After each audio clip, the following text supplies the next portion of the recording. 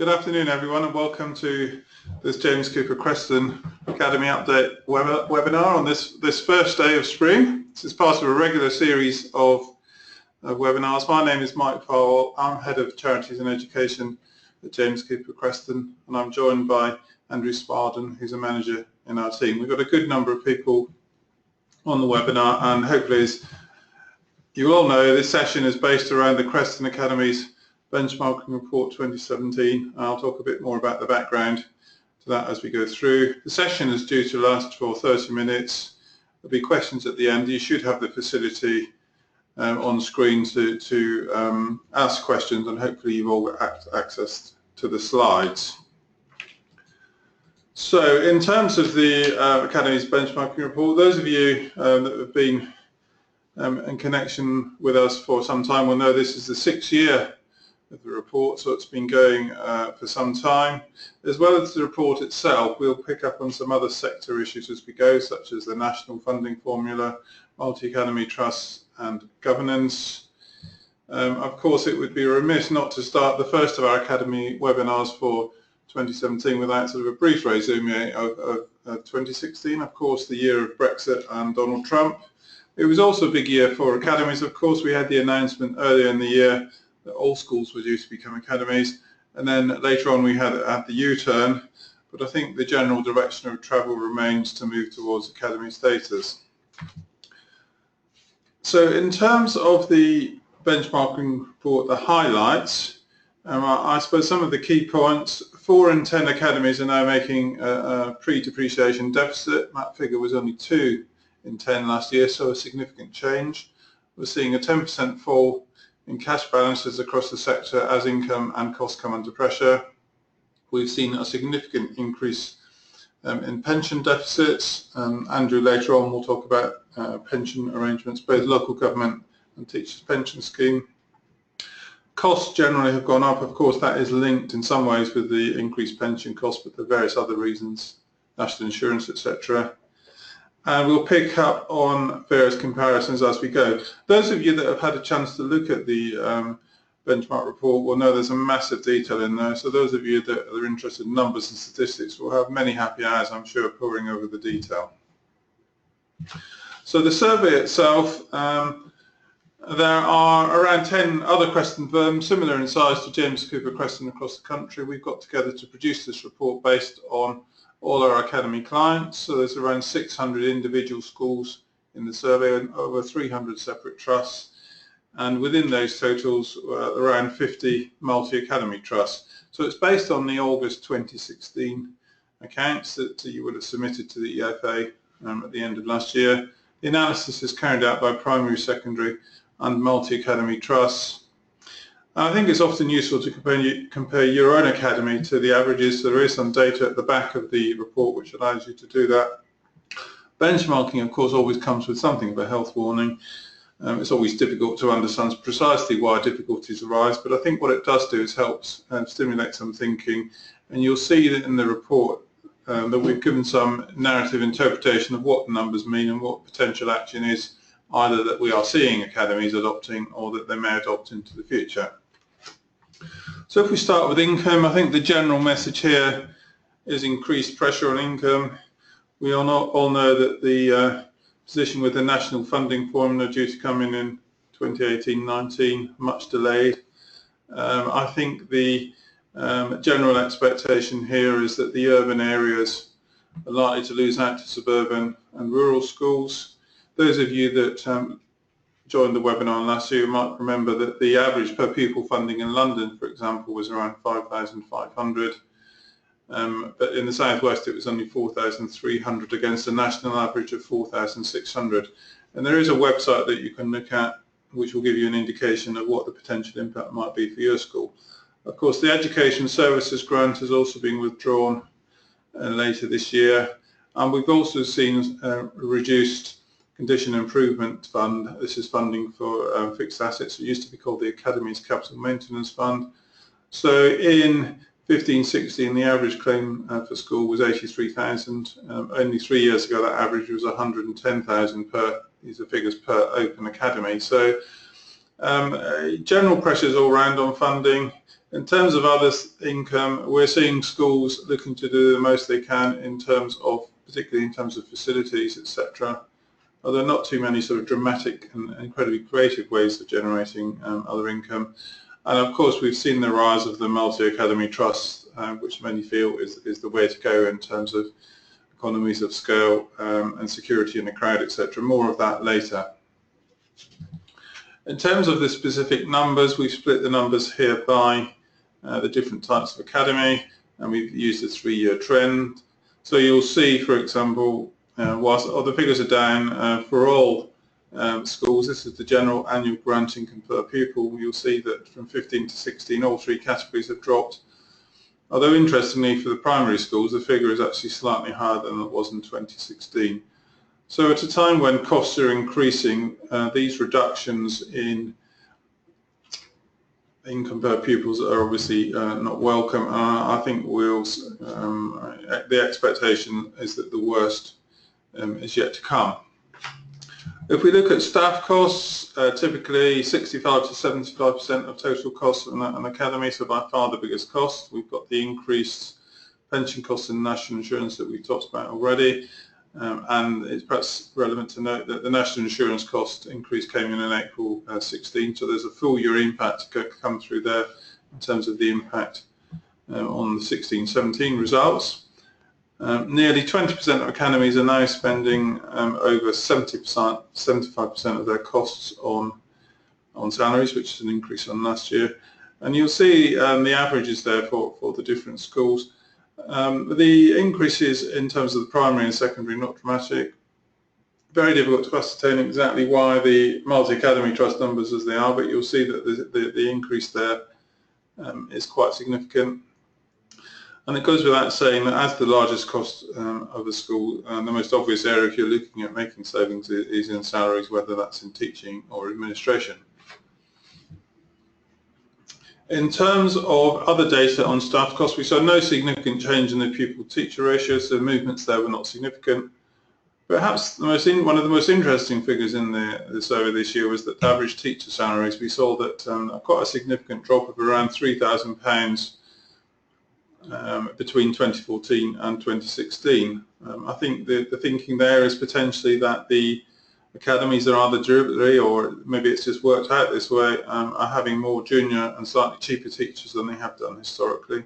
There's also some narrative in the report around key management personnel. The subjects of head teachers and CEO salaries at academies, of course, as with many other charities, have been in the news recently, and there's some interesting stuff there that you may wish to look at and see how it works with your academies.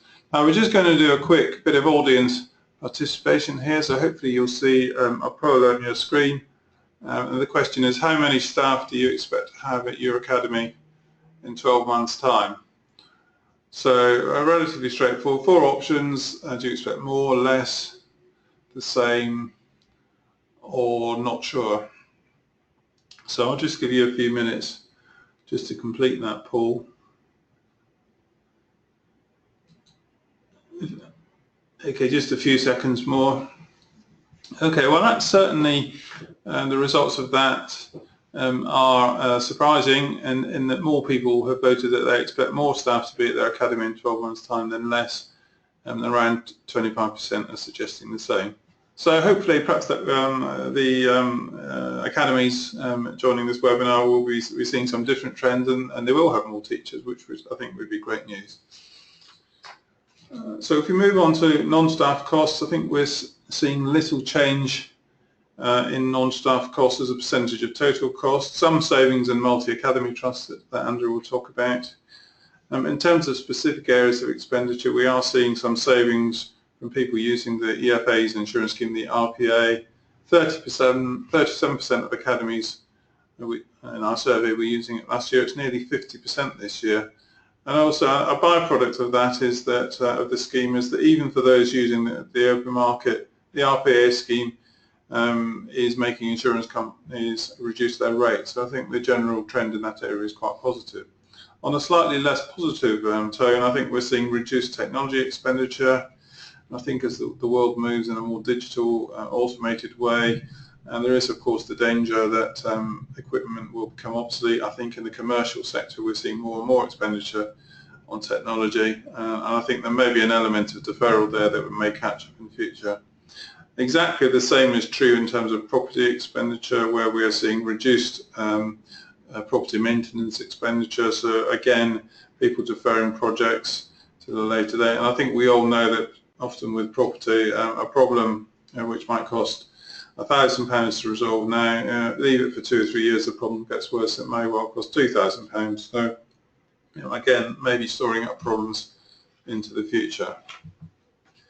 In terms of the sort of final section in terms of the results for the year, I think we'll just look at surpluses and deficits. So we're talking here about pre-depreciation deficits. So just to sort of emphasise the point I made right at the start, 21% of academies in our survey last year made a deficit. Now that percentage has doubled to 42% in the current year, so a very significant shift, and I would be very surprised if that figure didn't get bigger when we do the survey next year. And related to that, I think the deficits generally, in terms of average deficits, are larger than they were last year, and the surpluses on average are smaller. So many of our charities, many of our academies are utilising their reserves, whether they've inherited them or built them up over the last few years when the going has been slightly better, or potentially they're having to look at making difficult decisions because, of course, utilising reserves is not sustainable for the long term. So this is a great moment, I think, to hand over to Andrew, who's going to talk about issues such as cash balances, reserves, MultiAcademy Trust. Andrew. Thank you, Mike. Good afternoon, everybody. As Mike was saying, it's beginning to become an increasingly difficult environment for academies. Recent report from the National Audit Office suggested that academy schools may need to make £3 billion worth of savings by 2019-2020. And we can see from the benchmarking report that that is already having an impact on the level of cash balances held by academies and also their level of reserves. Just to turn to some of the average cash balance figures on the slides. As we mentioned at the beginning of the webinar, there's been an average reduction of about 10% in cash balances for the academies we're looking at. Primary schools, obviously there 323,000 of average cash, secondary schools just over 900,000, and maths 1.8 million. It's interesting with the maths that 1.8 million figure is actually slightly higher than the equivalent figures for 2013-2014. But that seems to be simply because there are now an increasing number of academies within maths. So although you have a larger headline figure, it's spread across a higher number of schools, which again supports that argument that cash balances are decreasing. I was very struck when we were filling in the annual accounts returns recently that the EFA were looking for an explanation from schools where their cash balance was higher than 10% of their income. I have to say I looked at that with a slightly wary and cynical eye. I think something which needs to be emphasised is that the cash balance on its own isn't the full story. And I think what academies should be thinking in terms of is actually their free reserves figure. So the funds they actually have to spend on normal operational expenses and to invest in sort of property maintenance and so on in the future. And so that really is just your unrestricted funds and any general annual grant you have carried forward from prior years. And generally that figure will be quite a lot lower than those average cash balances you can see on the screen there. So we in terms of primary schools, we're talking about maybe 200,000, secondaries maybe 600,000, and maths an average of about 1 million. We also, within the results of the benchmarking exercise, we have seen there are some schools out there with very low cash balances. And whereas in the past there might have been an expectation that they would be able to go to the EFA for support, I think what we're increasingly seeing is that where schools do that, they are finding themselves subject to a financial notice to improve, and any expansion plans they may have had are then being quite severely considered, they're being told to sort of keep them well in check.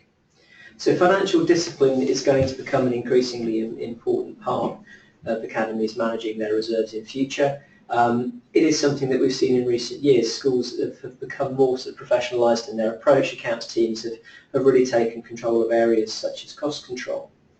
And I think one thing we have been pleased to note within this section of the benchmarking is actually there's been more resilience in cash balances than we might originally have anticipated. So going forward, I think the policy a school sets as to the level of reserves it holds is going to become an area of increasing scrutiny. Recent report by the IFS suggested that per pupil income is likely to fall by 6.5% by 2019-2020. And there are going to be very few opportunities, we suspect, for schools to actually increase their overall level of reserves. It's going to be much more about protecting what you have and finding ways to control costs. Across the academies that the Creston firms audit, we're seeing quite a broad variety of reserves policies being set as well. What's most common is for schools to maybe say that they'll retain 1 or 2 months expenditure as a buffer. Others use a figure of, say, 10% of income, which comes out roughly the same. One thing we would say is there's no right answer to these questions. So in terms of thinking about sort of cash flow management and thinking about the ideal level of reserves for your academy, you're always welcome to get in touch with us to discuss it further. One area which we believe is going to have a really large impact on cash balances and reserves going forwards is the expected increases to the level of pension contributions. As Mike mentioned earlier, schools have been hit in recent years with a very significant increase to the teachers' pension employers' contributions, and also the NI increase, which came partway through last year. And the impact of those will be seen further in the next couple of years. When we're putting the year-end accounts together, the pension schemes often attract a lot of attention, particularly because the local government pension scheme has a liability which needs to be reflected on the balance sheet. Something we've seen with the benchmarking report is that those deficits are going up and up. The average deficit is now 2.3 million, and many deficits have doubled in the past few years. This is partly due to changes in the discount rate applied by the actuaries, so that's their kind of underlying assumptions for their long-term 21-year recovery plan. It doesn't necessarily feed into the contribution rates that you pay, but it should be said that we are seeing as well from the benchmarking exercise a lot of variations in the level of employer contributions across the country, ranging from anything in the teens up to, in one odd isolated instance, 40%. It just reinforces the point I think we made last year that actually we believe that the structure of the local government pension scheme should be looked at in future, but that is a decision for government. I think the area we're most worried about though with pensions is the potential increase in employers' contributions on the teachers' pension scheme. To some extent in the year-end process it attracts a little bit less attention because there's no liability to reflect in the balance sheet. But I think in terms of school budgets and forecasts, you really are going to have to start thinking very carefully about the level of employer contributions in future years. The next triennial valuation is due towards the end of next year, and that will impact on employer contributions for April 2019 onwards. And the information we're getting from actuaries that we know is that the contribution rates will rise to 18 or 20% and are likely to be closer to 20%. To put that in context, the average secondary, according to the benchmarking report, has employer contributions of around 422,000. If those contributions go up to 20%, you'd have to find an extra 90,000 a year, which obviously will have quite an impact on some of those in-year deficits that Mike was talking about earlier. So I think schools need to consider action now. It's going to be very difficult, I think, to manage that. Looking at staff costs, as Mike referred to earlier, we've even seen some small isolated instances of schools trying to recruit staff from outside the pension schemes, which I suspect many of the academies we deal with will not feel is a very desirable outcome.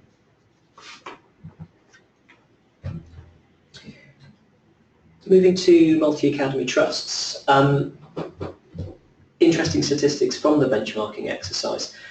We now have around 5,800 academies in the country. That's up from just over 5,000 at the time of the benchmarking report last year. But of those academies, 4,000 are now part of a MAT, whereas only 2,800 were last year. Now that's partly because there's an increased insistence on new academies converting to be MATs, but also we're seeing a lot of consolidation and many schools joining existing MATs as they convert themselves. We know that the Regional Schools Commissioners have been very vociferous in their support of MATs. There was also a report on the future of MATs that came out of the Education Committee yesterday, and certainly there is an assumption that the ideal size of MAT is probably around 15 to 20 schools, although it has been suggested that MATs could go up to 80 members if the structures are right. Generally though, both the Education Committee and I think the Regional Schools Commissioners rather are saying that they feel the days of the very large national chains are probably if not over, at least very much reduced. What we've seen though from the benchmarking exercise, there is quite a way to go. As you can see on screen there, we've said that there are 5 MATs in the country, there are 40 schools, and there are also a large number of diocese trusts out there. And that means that the average number of academies in a MAT is 5, but that is actually distorted quite heavily by those MATs with over 40 schools in the diocese, so it's just that the actual number of academies within MATs is quite a lot lower. The Education Committee report yesterday also did say that the current research on MATs and their educational outcomes is currently quite mixed. There are some exceptionally good examples and also some which haven't performed as well. There are also questions as whether joining a MAT actually does produce the financial benefits that one would hope. Certainly what we've seen from our own experience is we've seen some very good examples of established MATs bringing in kind of underperforming secondaries or primaries and giving them support to improve their financial discipline and very much improve their controls. And I think again in the context of financial pressure, that ability of MultiAcademy Trust to generate academy scales and to produce savings for their member academies is going to be increasingly important. From the benchmarking report we can see some great successes in terms of reducing educational costs. There is an ability within a MAT to actually buy in bulk to sort of improve your procurement processes, and so there are very good reductions there. Also, management and admin costs also much lower for MATs than they are for standalone schools. Again, that ability to consolidate and to sort of have a kind of a more streamlined management and administrational structure is obviously an advantage. There may be fewer benefits in terms of premises costs from the figure we've seen, your ability to bring savings there, but they are still lower than that for standalone MATs as well. So generally the picture is that there are savings to be made by MATs. The question is whether those savings can be sustained. In recent years there are many MATs have made great progress with procurement exercises and tightening up their purchasing procedures. The question is whether those benefits now will be very marked, and then whether in future they will simply plateau.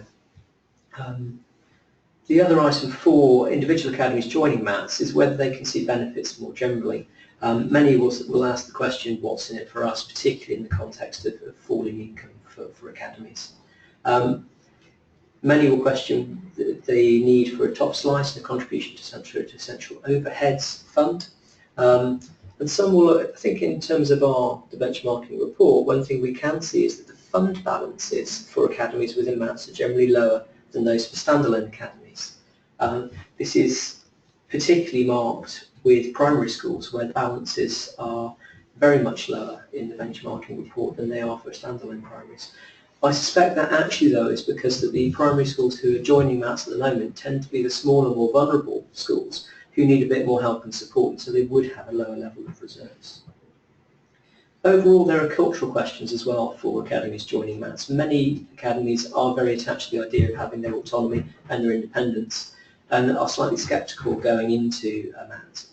I think this highlights the importance of a rigorous due diligence process on both sides, and I think as well as looking at the financial measures, which are very important in terms of making sure that you're able to develop safety in numbers and economy of scale. There's also questions as to whether the cultural and kind of the fit of the kind of ethos of the schools is appropriate. This process of consolidation within MATs and also within the assumption that MATs will be a real driver of change within the sector, I think is going to make governance issues increasingly important for academies. And I think having the right trustees in place is going to be essential in terms of driving forward progress.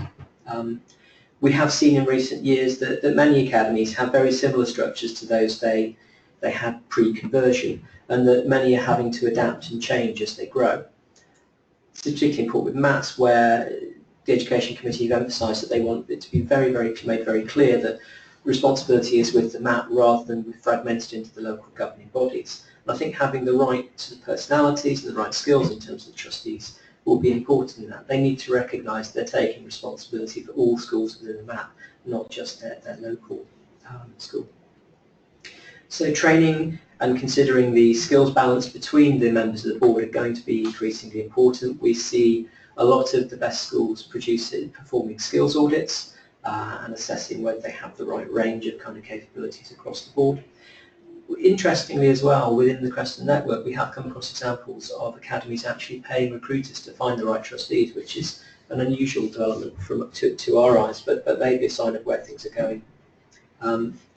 Interestingly as well, from the benchmarking report, the average number of trustees for academies is around 13 across standalone primaries and secondaries and MATs. It seems to us if there is a kind of number which was seen in the past as being the right kind of size, and I think that will come under challenge, particularly where you have smaller MATs with many trustees. I think there will be a trend towards smaller boards, particularly in terms of the skills audits and the desire to bring in the right kind of people to offer the good sort of skills and experience to drive things forward. So thank you very much. Okay, well, thank you, Andrew. We've now got time for questions. One point I've been musing on while Andrew has been speaking was the interesting response to the poll that you were expecting more staff in a year's time than currently. I suppose the most obvious reason that I can think of why that might be relevant is increased pupil numbers, which I think we're expecting over the next few years. So I think perhaps in the south of England there's a market expectation that teaching numbers may increase because the number of pupils that need to be educated is on the rise. So in terms of questions, we've had a couple of questions that have come in. The first is whether there was anything in the report on fixed assets. Well, I did make some observations earlier on around technology costs and property maintenance. There is a section in the report on fixed assets. I think the perhaps most relevant piece of information that I can pass on was that we asked people how much they felt they needed to spend to bring their buildings up to a satisfactory standard. The good news, I think, for the EFA here is that almost 50% so 46% of our academy clients said that they needed to spend under £100,000 to bring their buildings up to an adequate standard, which seems quite a low, and I'm sure the EFA would suggest an acceptable figure. On the other hand, 18% of academies felt that they would need to spend more than £2 million to bring their buildings up to date. So, potentially there are some big property issues to come into the future. The second question that we've had is asking whether we are seeing any increase in the number of academies asking parents to make contributions, voluntary contributions. And Andrew, any thoughts on that one? Yeah, it's interesting. It is something which is quite eye-catching within the media. It's not something that we seem to have come across within the Creston network to any great extent. What we do see instead, though, is a number of academies who have been very successful with fundraising appeals to parents who have contributed to for specific projects such as sports equipment and so on. Okay, thanks, Andrew. I think that's it. No, there's no other questions. So I hope you've enjoyed it. You'll see on that final slide there our contact details if any questions arise subsequently, and a link to our website and the benchmark report for an electronic copy. The webinar will be available on our website for those of you that have enjoyed it so much that you'd like to go through the process again, or perhaps more likely that you might have some colleagues that you think might be interested in listening in. You will be receiving invites to other Academy webinars that we will be holding into the future. But for now, I'd just like to thank you very much for joining us, and enjoy the rest of your day. Thank you.